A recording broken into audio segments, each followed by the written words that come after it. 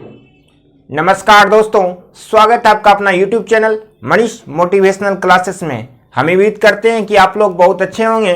आप लोग का जो चल रहा था क्लास, सिंपल इंटरेस्ट का क्लास चल रहा था, जो कि साधारण ब्याज हम आपको पढ़ा रहे थे। आपका 2 क्लास कंप्लीट हो गया। आज हम लोग तीसरे क्लास पे आ गए हैं। आज का जो क्लास होने वाला है बहुत ही बेहतरीन क्लास होने वाला है। पहले हम पिछले प्रश्न को सोल्व कर दें। आपको कल ये प्रश्न दिया गया था, देखिए ये प्रश्न कैसे सोल्व किया जाएगा। यहां पे आपको प्रॉब्लम कहां हुआ होगा, जैसे यहां दिया 76.50 अधिक ब्याज दे, यही प्रॉब्लम आपको किया होगा, बाकी प्रश्न में कुछ नहीं है। चलिए सबसे पहले हम इस प्रश्न को सोल्व करते हैं। एक व्यक्ति 10,000 के एक भाग को 5%, दूसरे भाग को 6% वार्षिक दर पर निवेश करता है। यदि 5% पे निवेश राशि 6% पे निवेश राशि से इतना अधिक दिया है, बस यही था। तो 6% पर निवेश धनराशि पूछ रहा है कितना होगा। तो जैसे आपको 6% पर निवेश धनराशि पूछा जा रहा है, तो 6% पर निवेश धनराशि कितना आप मान लीजिए। यहां पे आपको मानना पड़ेगा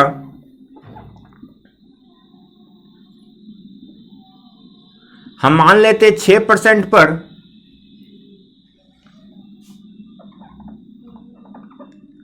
निवेश धनराशि,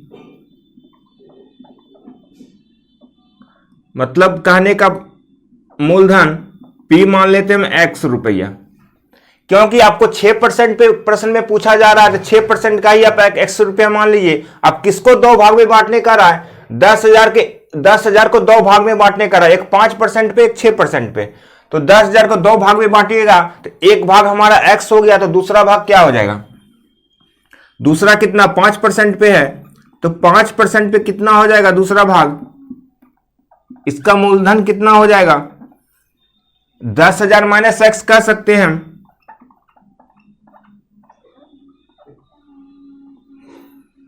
यदि पहला भाग हम X मानेंगे, दूसरा भाग 10,000 माइनस X हो जाएगा। तो दोनों का मूलधन दिया हुआ है और दोनों का रेट भी दिया हुआ है अलग अलग। समय कितना 1 वर्ष के लिए है, टोटल समय कितना 1 वर्ष के लिए है,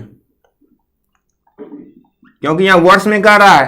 तो अब इससे हम साधारण ब्याज निकाल सकते हैं।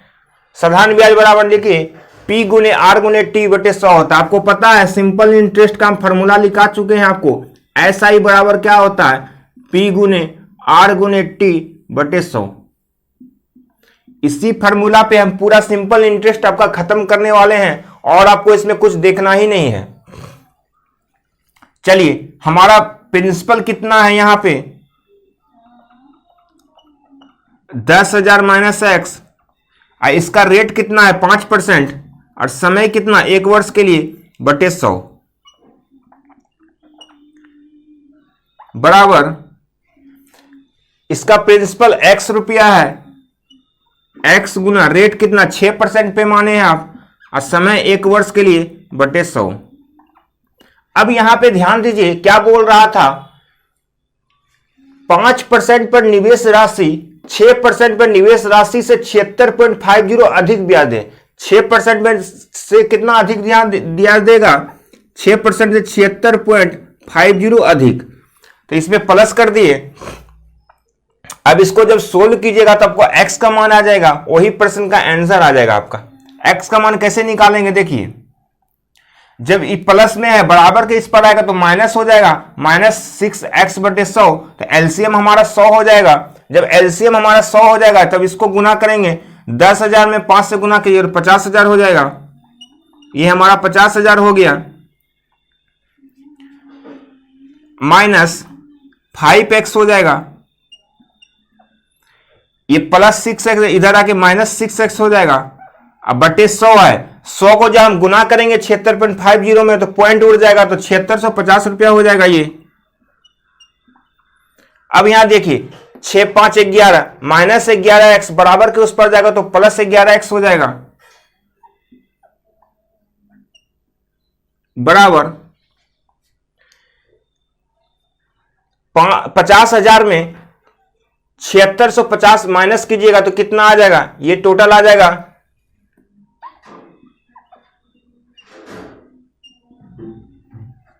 42,350 रुपया। तो अब x का मान आपको निकालना है, x बराबर कितना हो जाएगा, 11 से कैंसिल कीजिए। जब 11 से कैंसिल कीजिएगा तो ये हो जाएगा आपका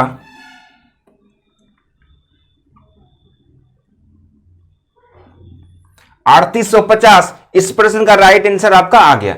एक बार फिर से प्रश्न को देखिएगा, यहां क्या कह रहा था, यहां पे आपको कह रहा था सिंपल इंटरेस्ट कितना है, बराबर क्या होता है P गुने R गुने T बटे 100। इसी फॉर्मूला पे हम इसको सोल्व किए हैं। यहां पे आपको पूछा जा रहा था 6% पर निवेश धनराशि कितना है, तो 6% पर निवेश धनराशि मूलधन हम मान लिए P का मतलब x रुपया, लेकिन 10,000 को दो भाग में बांटने का रहा था, एक 5% पे एक 6% पे। जब 6% पे आप x रुपया मान लिए तो 5% पे कितना हो जाएगा 10,000 माइनस x मूलधन। तो इसी फॉर्मूला पे हम इसको सोल्व किए हैं, P गुने R गुने T कितना, T नहीं बता रहा था, वर्ष में बता रहा था, एक वर्ष के लिए दिया हुआ है बटे 100। जब इसको सोल्व किए तो हमारा x का मान 3850 रुपया आ गया, जो कि 6% पे आंसर आ गया। अब हम लोग सेकंड प्रश्न पे चलते हैं। यहां पे जो प्रश्न दिया गया है, एक महाजन एक ग्रामीण को 4,000 रुपया 3 वर्ष के लिए उधार दिया। एक महाजन जो है एक ग्रामीण को कितना उधार दिया, 4,000 रुपया, कितने वर्ष के लिए, 3 वर्ष के लिए। अब देखिए क्या बोला, इसके कुछ भाग पर, अब इसमें दो भाग को बांटना है 4,000 को, पहले भाग को 10%, दूसरे भाग को कितना 12% पे। 3 वर्ष बाद कुल धनराशि 5350 रुपया हो जा रहा है। जब 3 साल के बाद 5350 रुपया धनराशि हो जा रहा है, कहने का मतलब प्रिंसिपल के साथ साथ इसमें अमाउंट दिया हुआ है। ये अमाउंट का मतलब क्या होता है, प्रिंसिपल और ब्याज का योग को अमाउंट कहते हैं। तो हमारा प्रिंसिपल जब 4,000 दिया था और यहां जाकर 5350 रुपया हो गया, तो 1300, कहने का मतलब 1350 रुपया क्या हो गया, ब्याज हो गया। उसको ब्याज भी प्रिंसिपल में जोड़ दिया तो 5350 रुपया हो गया। तो 5350 रुपया हम अमाउंट कह सकते हैं, इसको आप अमाउंट कह दीजिए, ये अमाउंट हो गया और ये आपको क्या था, प्रिंसिपल था। तो आप यहां पे आपको पता चल गया ब्याज कितना हो गया, 1350 रुपया ब्याज हो गया। तो आपको निकालने के लिए क्या करा, 12% ब्याज पर कितनी धनराशि दी गई। तो आप मान लीजिए 12% पर धनराशि कितना हो जाएगा, आप ही बताइए। 12% पे धनराशि यानी कि मूलधन आप क्या मान सकते हैं, 12% पे x रुपया। जब आपको 12% पे ही पूछा जा रहा है तो 12% को ही आप x रुपया मान लीजिए। 12% के बाद एक और दिया 10%, तो 10% पे धनराशि कितना आप मानिएगा बताइए। मूलधन कितना हो जाएगा, टोटल मूलधन कितना 4,000 दिया था, तो 4,000 में x माइनस कर देंगे। आपको यहां पे 2 मूलधन हो गया, 2 गो रेट हो गया, और समय आपको कितना 3 वर्ष के लिए दिया था। टोटल आपको समय 3 वर्ष का था। तो आपको साधारण ब्याज बराबर क्या होता है, P गुने R गुने T बटे 100। तो P कितना हो गया आपको यहां पे x गुना 12 गुना 3 बटे 100। ये आपका साधारण ब्याज निकल गया। दूसरा साधारण ब्याज निकालिए, 4,000 माइनस x गुने 10 गुने 3 बटे 100। दूसरा प्रिंसिपल है 4,000 माइनस x, रेट 10%, समय 3 वर्ष के लिए, बटे 100 कर दिए। अब बराबर टोटल आपको ब्याज कितना दिया है। जब आपको अमाउंट दिया हुआ है 5350 रुपया में प्रिंसिपल माइनस कर दीजिएगा तो आपको ब्याज निकल जाएगा। ब्याज 1350 रुपया हो गया, माइनस किए तो 1350 रुपया ब्याज हो गया। अब इसको सोल्व कीजिए आप, यहां पे एलसीएम लेंगे तो 100 हो जाएगा, 12 या 36x, ये 36x प्लस 4 तिया 12, 12 पे कितना 4 जीरो हो जाएगा, 1,20,000 हो गया। ये माइनस 10x नहीं माइनस 30x हो जाएगा यहां पे, बराबर 1350 है। जब नीचे आप एलसीएम लिए तो नीचे 100 था, 100 को जब क्रॉस मल्टीप्लीकेशन कीजिएगा तो 00 यहां आ जाएगा आपको उठ के। अब देखिए 36x में 30x माइनस कर देंगे तो कितना 6x हो जाएगा, हमारा 6x हो गया, बराबर। अब इसको माइनस कीजिए, 1,35,000 में 1,20,000 को जब माइनस कीजिएगा तो कितना आ जाएगा आपको, 15,000 आ जाएगा, 15,000 आ जाएगा। अब इसको आप सोल्व करेंगे, x बराबर कितना आ जाएगा, 15,000 बटे 6 से भाग देंगे 15,000 में तो 2500 आ जाएगा। तो इस प्रश्न का राइट आंसर आपका 2500 हो गया। कैसे आया फिर से एक बार ध्यान दीजिए। यहां पे आपको रेट बोल रहा था 12% ब्याज पर कितनी धनराशि है, तो 12% पे आप माने x रुपया, जो x का मान आया वही प्रश्न का आंसर आ गया। तो 12% पे आप x रुपया माने हैं तो 10% पे कितना हो जाएगा, जब प्रिंसिपल 4000 था 4000 माइनस x हो जाएगा दूसरा, और आपको 3 वर्ष के लिए था तो आपको साधारण ब्याज बराबर पता है P गुने R गुने T बटे 100, मतलब मूलधन गुना समय गुना दर बटे 100। उसी तरह से मूलधन हमारा पहला x हो गया, रेट 12% पे हो गया, समय 3 वर्ष के लिए बटे 100, प्लस दूसरा मूलधन आपका 4000 माइनस x गुना रेट आपका 10% पे, समय 3 वर्ष के लिए बटे 100। दोनों मिलाकर ब्याज आपको दिया हुआ इसलिए प्लस किए, टोटल ब्याज आपको 1350 रुपया। अब 1350 रुपया ब्याज आया कहां से, यहां ध्यान दीजिए। जब आपको अमाउंट आपको दिया हुआ 5350 रुपया, प्रिंसिपल 4000 दिया है, तो अमाउंट में जब प्रिंसिपल माइनस कीजिएगा तो ब्याज ही निकलेगा, वही ब्याज 1350 रुपया आ गया। जब आप इसको सोल्व किए तो x का मान 2500 आ गया। 2500 क्या आया आपका, 12% पे आप माने थे x रुपया, तो 12% पे ही जो आया ये आंसर हो गया। चलिए अब हम लोग नेक्स्ट प्रश्न की ओर चलते हैं। यहां पे बहुत ही अच्छा प्रश्न आपको दिया गया है। ये प्रश्न में आपको क्या निकालने के लिए रेट पूछ रहा है, रेट यानी कि दर आपको बताना है। यहां दर कितना आएगा, बोला श्री वर्मा आपको 14500 की राशि, यानी कि प्रिंसिपल आपको यहां पे दिया हुआ है, प्रिंसिपल 14500 की राशि 6 वर्ष के लिए साधारण ब्याज पर निवेश करता है। कितने वर्ष के लिए निवेश किया, ये टोटल 6 वर्ष के लिए निवेश किया।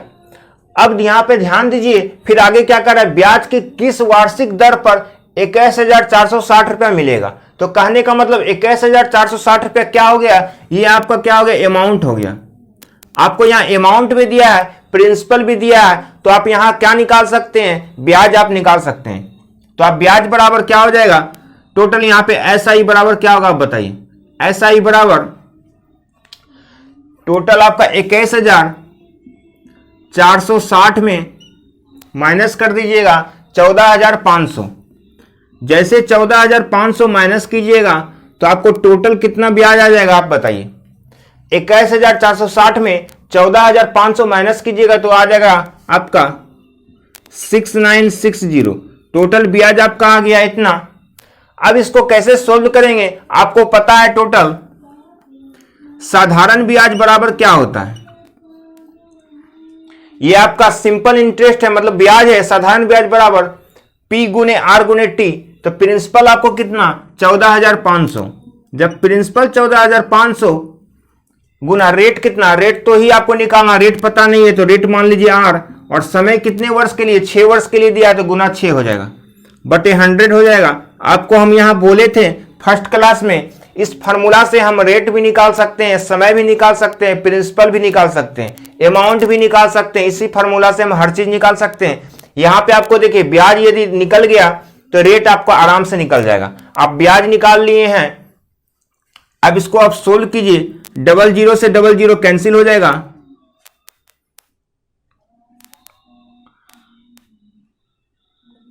आप देखिए 6 से हमारा कैंसिल हो जाएगा एक बार में। हमारा रेट कितना निकल गया, आप देखिए ये भी हमारा कैंसिल हो सकता है। लिखते हैं यहां पे 145 R बराबर 1160।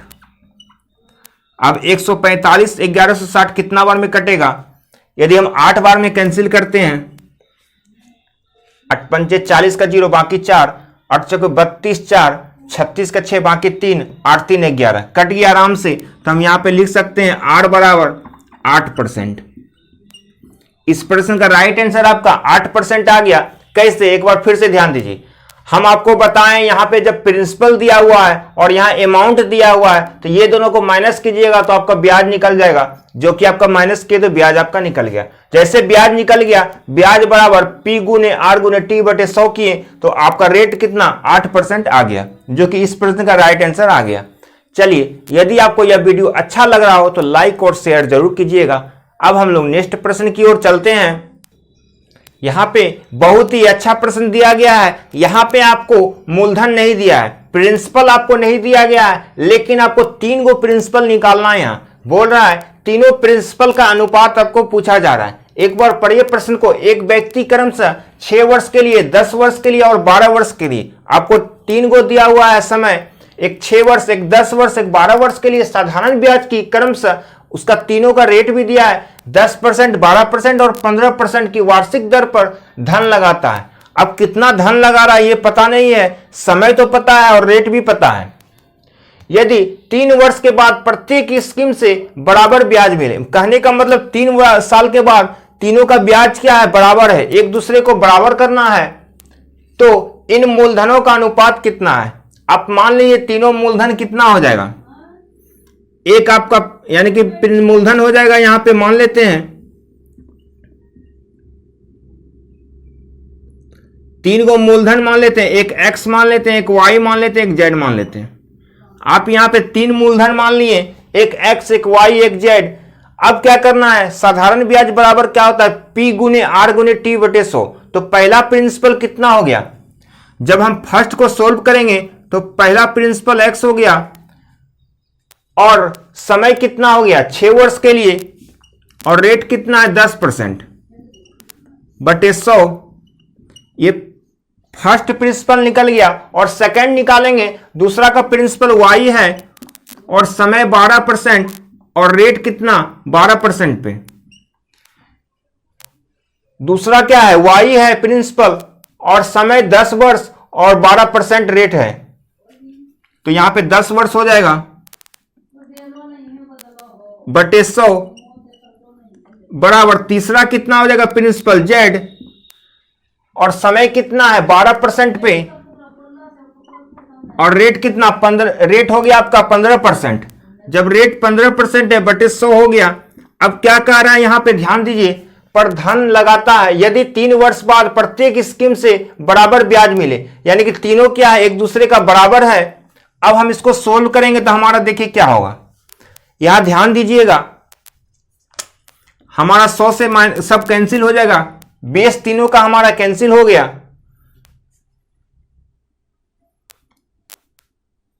5 से 2 बार में कटेगा, 5 से कटेगा 3 बार में। अब आ गया आपका यहां पे, फिर 2 से कैंसिल हो जाएगा, 2 से। अब यहां पे आ गया आपका 6x बराबर, अभी देखिए और कैंसिल होगा, ये 6 से कैंसिल हो जाएगा 2 बार में। अब यहां पे कितना आ गया आपका x बराबर 2y बराबर 3z, x बराबर 2y बराबर 3z आ गया।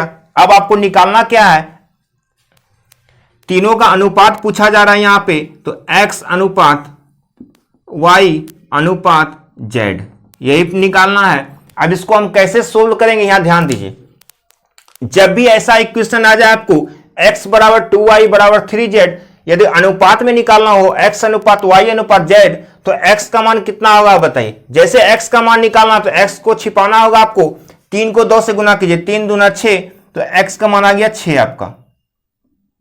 अब निकालना क्या आपको y निकालना, तो y आपको छिपाना होगा, तो कितना हो जाएगा, 3 को जब 1 से गुना कीजिएगा तो 3 हो जाएगा।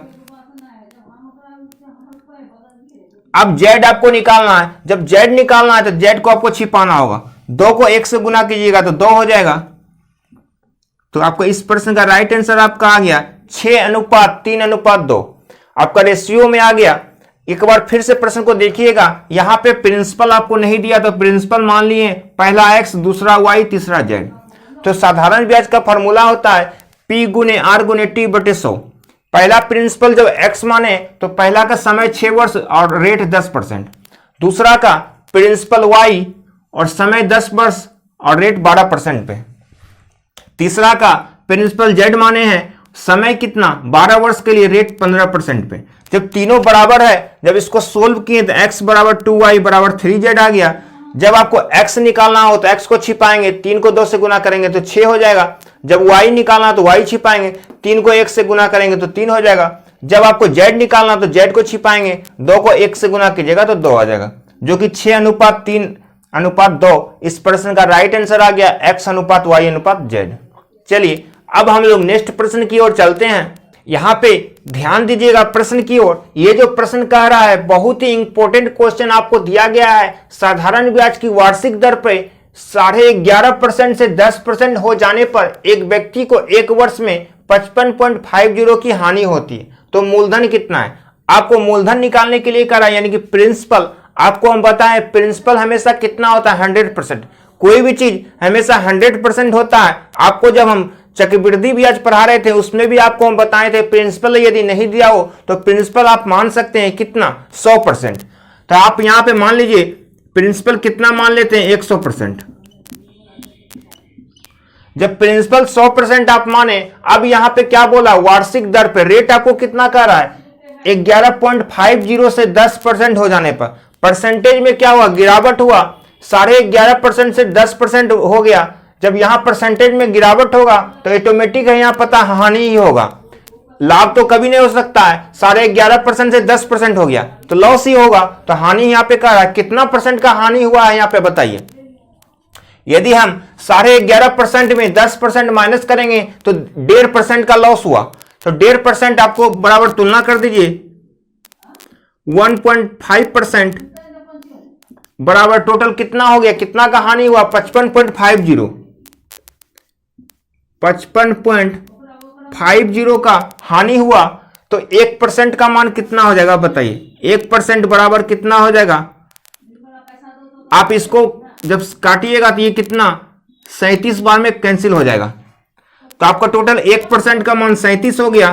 तो आपको क्या निकालना है, मूलधन निकालना है। मूलधन आप कितना परसेंट माने, 100% माने हैं। तो आप यहां 100% का मान कितना हो जाएगा बताइए। यहां 100% बराबर हो जाएगा 37 गुने 100 बराबर टोटल कितना, 3700। इस प्रश्न का राइट आंसर आपका आ गया।